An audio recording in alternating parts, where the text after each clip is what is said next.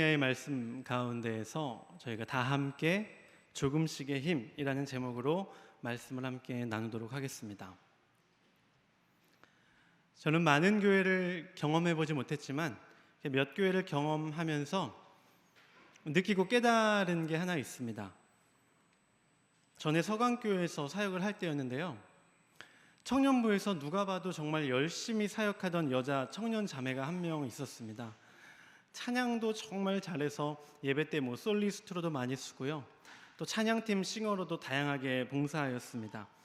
아동부에서는 교사로 봉사하였고 청년부 안에서는 또 그룹 리더로 봉사하였습니다. 금요 찬양팀으로도 섬기고 가끔 대예배 때 1부, 2부 예배 때 반주자가 없으면 그 자리를 대신 반주하기도 했던 청년이었습니다. 굉장히 열심히 있어서 나중에는 감리교 신학대학교 대학원까지 이렇게 입학할 정도의 어떤 사역적, 신앙적 열심이 있던 자매가 한 명 있었습니다.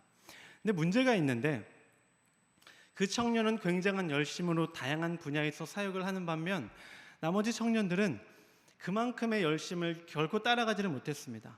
그러다 보니까 사역이 몇몇 과중하게 그 청년에게 맡겨졌고, 몇 달이 안 되어서 목사님을 찾아가서는 목사님, 저 전문 찬양 사역팀에서 몇 달간 훈련받고 섬기고 싶습니다 라는 인사를 남기고 도망치듯 그렇게 교회를 떠난 적이 한 번 있습니다.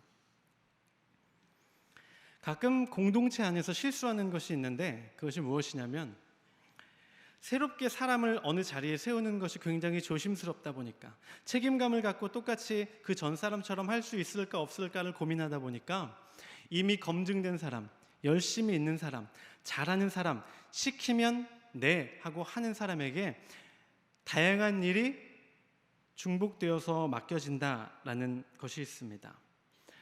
다른 청년들은 시켜도 안 하니까, 잘 할지 안 할지 확실하지 않으니까, 그러니까 그 청년들도 비슷한 마음이 드는 거예요.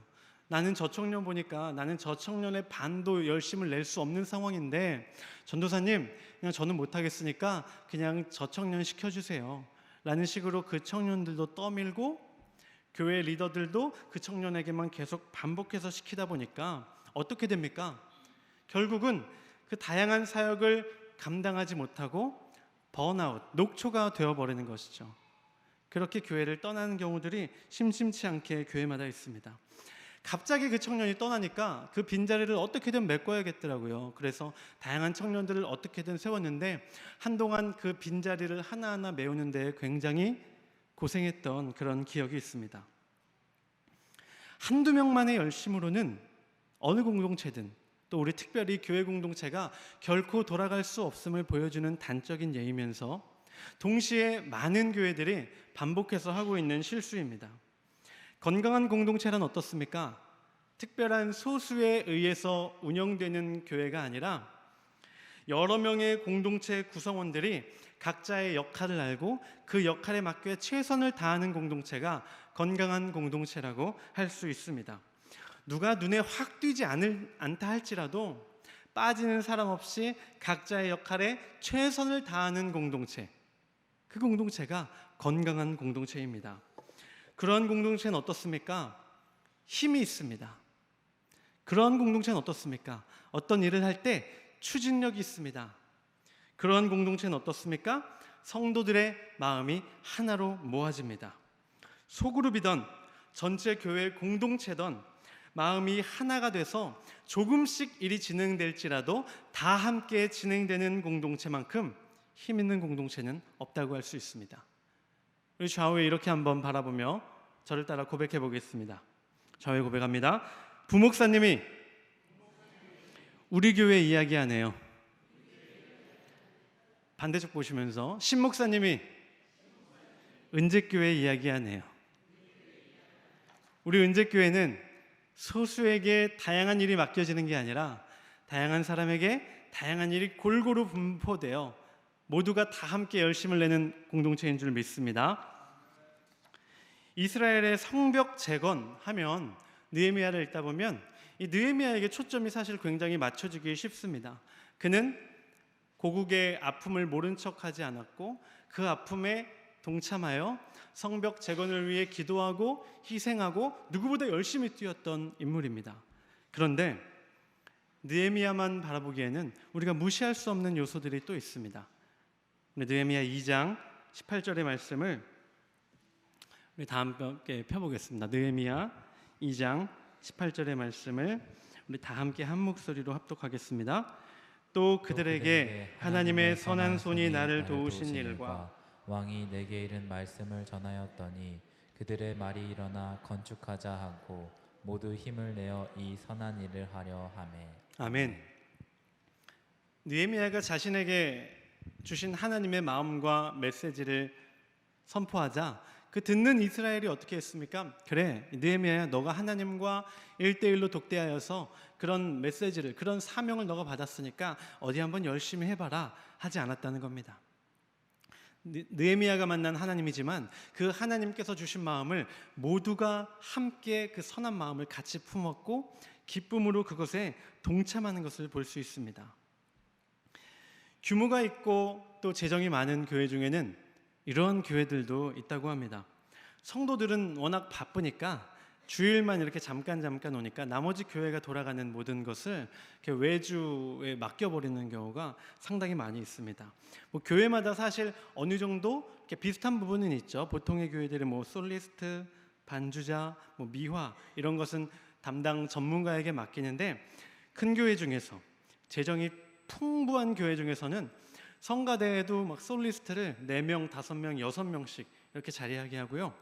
매주마다 예배 때 다양한 악기 전공자들을 불러서 성가대를 또 가득 채웁니다.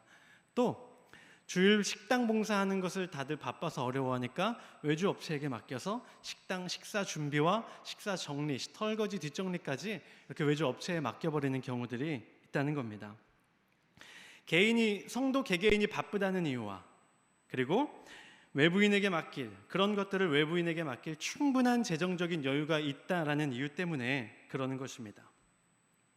사실 하나님의 성전을 다시 건축하는 데에 있어서 가장 빠른 시일 하에 가장 튼튼하게 건축하려면 방법은 정해져 있습니다. 몇몇 전문가에게 노역군들을 붙이면 금방 끝납니다. 일도 금방 끝나고요. 훨씬 튼튼하게 성전을 재건할 수 있습니다. 노역군들을 붙일 상황이 아니어도 몇몇 고위에 있는 사람들은 자신의 옷에 먼지 하나 안 묻히고 일선 뒤쪽으로 물러나서 몇몇에게만 일을 맡길 수도 있었습니다. 그러나 이스라엘은 그런 방법을 택하지 않았다라는 것입니다. 오늘 본문의 시작인 3장, 느헤미야 3장을 처음부터 쭉 읽어 내려가다 보면요, 예루살렘 성전이 누구의 손을 거쳐서 어떠한 위치와 어떤 계급과 어떤 직업을 가진 사람들이 하나하나 그 일에 동참하였는지가 아주 세세하게 나오게 되는 것을 보게 됩니다. 그 시작이 어떻습니까?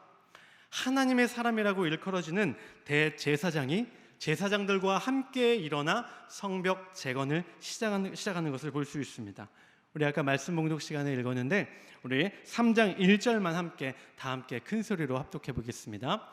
그때 대제사장 엘리야십이 그의 형제 제사장들과 함께 일어나 양문을 건축하여 성별하고 문짝을 달고 또 성벽을 건축하여 함메아 망대에서부터 하나넬 망대까지 성별하였고.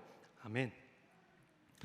느헤미야를 참 여러 번 저도 읽었는데 하나님께서 느헤미야를 어떻게 세우시고 그를 들어 성벽 재건을 하시는지 이 스토리가 굉장히 흥미진진하고 재미있습니다. 근데 반복해서 읽다가도 다양한 사람의 직업과 일이 열거되는 이 3장만 오면 저는 재빨리 넘기고는 했습니다. 읽으나 읽지 않으나 스토리 진행상 크게 문제가 없구나 생각하고 재빨리 넘겼던 게 사실입니다. 근데 이번에 말씀을 준비하면서 한 절 한 절을 세세히 읽었더니 하나님께서 느헤미야를 만나서 세우시고 사명을 주시는 것 못지않게 이 3장 역시 은혜가 가득한 장이라는 것을 깨달을 수가 있었습니다. 3장은 1절부터 끝까지 쭉 묵상하다 보니까 대제사장과 제사장들, 여리고 사람, 레위 사람, 여자, 고위관리, 금장색, 상인 등 이스라엘의 다양한 사람들이 성벽 재건에 참여하게 되는 것을 보게 됩니다. 계층도 다릅니다. 누구는 높고 누구는 낮습니다. 신분이 다르죠. 직업도 다 다릅니다. 출신도 다르고요. 그리고 성별마저도 다릅니다. 근데 그 모든 사람들이 성벽 재건에 대한 전문적인 지식이라고는 거의 하나도 없는 사람들이 다 같이 모여서 일을 진행했다라는 겁니다. 어땠을까요?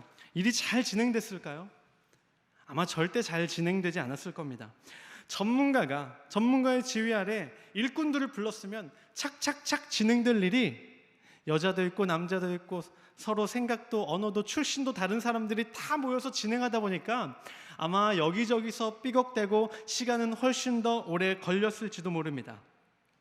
사람을 쓰고 돈을 사용했다면 많은 사람들이 편하고 금방 끝났을 일이 모두가 힘들고 모두가 피곤한 데다가 더디게 아주 천천히 이루어졌다라는 것이죠. 어떤 마음이 드시나요? 상황이 어려웠던 이스라엘이니까 그렇게밖에 할 수 없었던 것 아닌가 이렇게 생각이 드십니까? 그렇지 않습니다. 저는 이스라엘이 성벽 재건한 이 방법이야말로 하나님의 사람들, 하나님의 공동체가 하나님의 전을 세워나가는 가장 정확하고도 중요한 그리고 올바른 방법이라고 보고 있습니다. 건강한 공동체의 필수 조건이 무엇입니까? 하나의 뜻을 다 같이 품는 것입니다.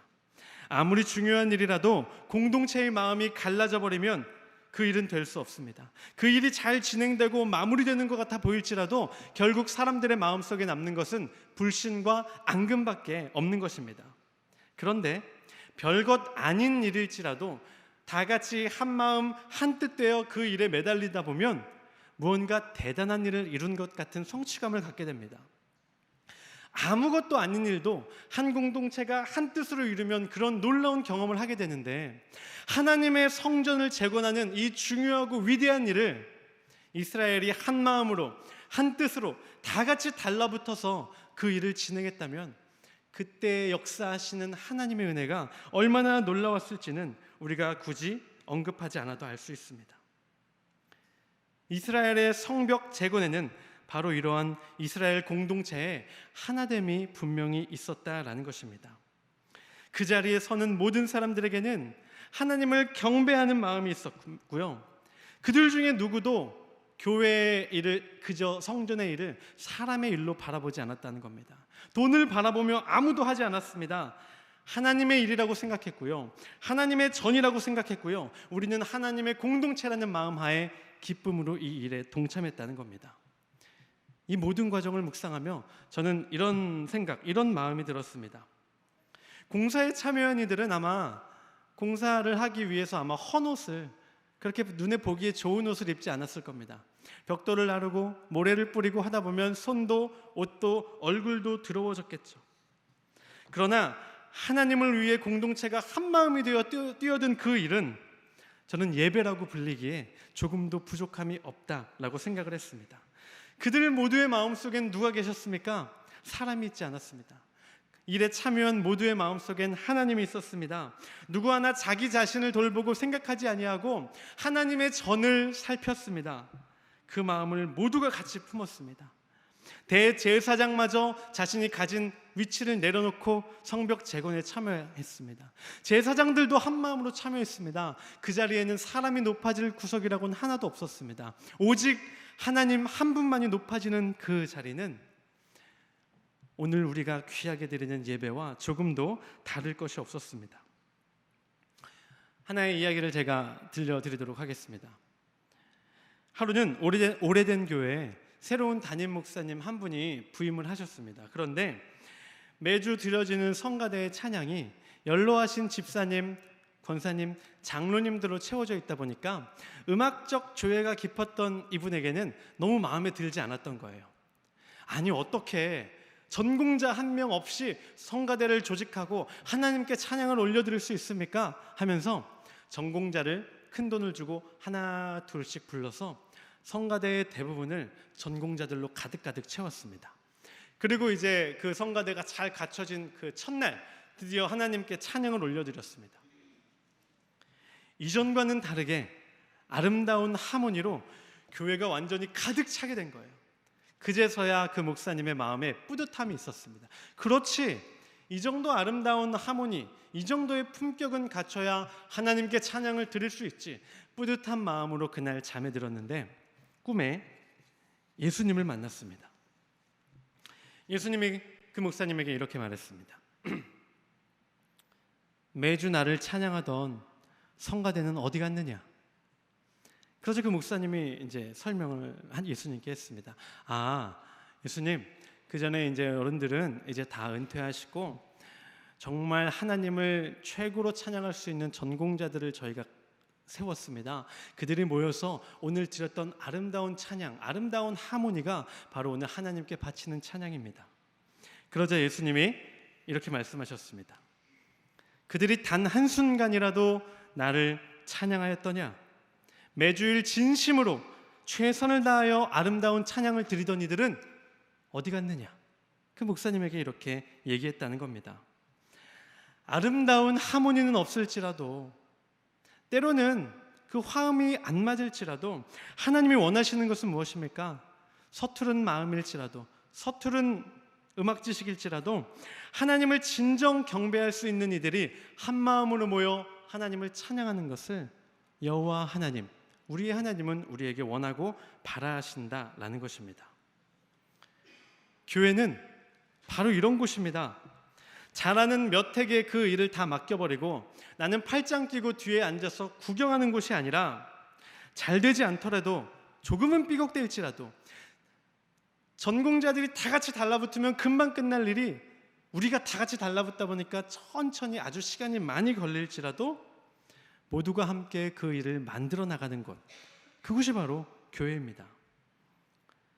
우리 은재교회는 이제 세상에서 흔히 말하는 대형 교회에 비하면 그렇게 큰 교회가 아닙니다. 다른 교회라면 큰 예산으로 쉽게 해낼 수 있는 일일지라도 우리는 어떻습니까? 시간도 필요하고요, 정성도 필요하고 섬김도 필요합니다. 그러나 우리 은재교회는 어떻습니까? 작은 일을 할지라도 담임 목사님을 중심으로 다 같은 마음을 품고 다 함께 같이 뛰어드는 교회인 줄 믿습니다. 한 번에 쉽게 아주 매끄럽게 일이 진행이 되지 않다 할지라도 조금씩 꾸준히 해낼 수 있는 교회입니다. 우리 은재교회는 큰 교회는 아닙니다. 큰 교회는 아니나 마음만은 하나로 모이게 되는 교회입니다. 목사님부터 장로님들, 권사님, 집사님, 우리 시니어 어르신들에서부터 어린 아이들에게까지 마음이 하나로 모여 사람의 일이 아니라 하나님의 일을, 그런데 그 일이 다 함께 그리고 조금씩 하나님을 위해 하나님과 함께 이루어져 가는 것, 바로 그것이 우리 은재교회인 줄 믿습니다. 우리에게 소원이 하나 있네. 우리 다 함께 찬양하시고 우리 마음을 모아 한 마음으로